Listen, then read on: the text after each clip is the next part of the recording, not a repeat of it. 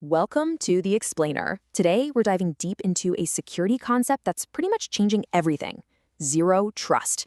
It's built for a world where, let's be honest, the old rules of security just don't work anymore. For decades, cybersecurity was all about this castle and moat idea.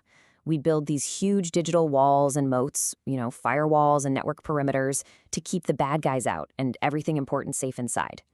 And that made a lot of sense, back when all our stuff and all our people were neatly tucked away inside the office. But here's the thing, that classic model has a massive flaw. The way we work and use technology has completely changed. So we have to ask this really uncomfortable question. What if the attackers are already inside? The whole idea of a safe inside versus a dangerous outside. Well, it's falling apart, because the perimeter itself is basically dissolving. I mean, think about it. Our data and our apps, they're in the cloud now.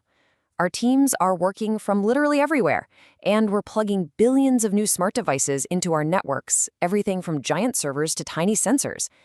In this new distributed world, that old castle wall is just full of holes. It's just not effective anymore. So if the castle and moat idea is broken, what do we do? Well, the alternative starts with this really powerful philosophy, first put into words by a security analyst named John Kindervag back in 2010. It completely flips the old way of thinking on its head. Instead of trusting people by default, you trust no one. And that brings us to zero trust. It's a security model built from the inside out. It starts with a pretty bold assumption that a breach is not just possible, but that it's probably already happened. So because of that, no user, no device, no app gets a free pass. Every single request to access anything has to be strictly checked and approved. Every single time. So how do you actually do this? To put this idea into practice, experts at agencies like the Cybersecurity and Infrastructure Security Agency, or CISA, have laid out a blueprint based on 5 fundamental pillars. Think of these as the core parts of your organization that you absolutely have to get right. So here they are. The 5 pillars that form the foundation: identities, devices, networks, applications and workloads, and of course data. Each one is a critical area we need to defend, so let's quickly walk through what they mean. First up, identities. This is all about proving that a user is who they say they are. And we're not just talking about people. This also includes things like automated services or APIs that need to access stuff. With zero trust, strong, continuous authentication is the absolute baseline for everything. Next, we have devices. Zero trust basically asks, okay, is the laptop or the phone or the server that's asking for access, is it actually secure? This pillar is all about checking the health, or what we call the security posture, of every single device. Is it up to date? Does it have the right security tools running? Only healthy devices get to connect. Period. The third pillar is networks. Now, instead of having one giant trusted internal network, zero trust chops it up into tiny, isolated zones. It's a technique called microsegmentation, and this is brilliant because it tackles one of the biggest problems in security: stopping an attacker from moving around freely or laterally if they do manage to get in. Pillar number 4 is all about applications and workloads. This focuses on locking down the apps themselves. Security policies are attached directly to the application, controlling who can use it and what it can talk to. And it doesn't matter where it's running, in your own data center, in the cloud, you name it. And finally, we get to the crown jewels, the data. With zero trust, you have to know what your data is, where it is, and how important it is. You inventory it, you classify it, you label it. That way, you can apply security, like encryption, directly to the data itself, protecting it whether it's just sitting on a server or flying across the network. Okay, so we've got the philosophy and we've got the pillars, but how does this system actually, work?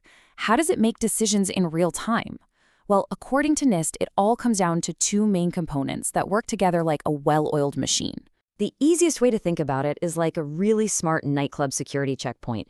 You've got the brains, that's the control plane, or the policy decision point. It's constantly collecting info, analyzing the context of every request, and deciding who gets in.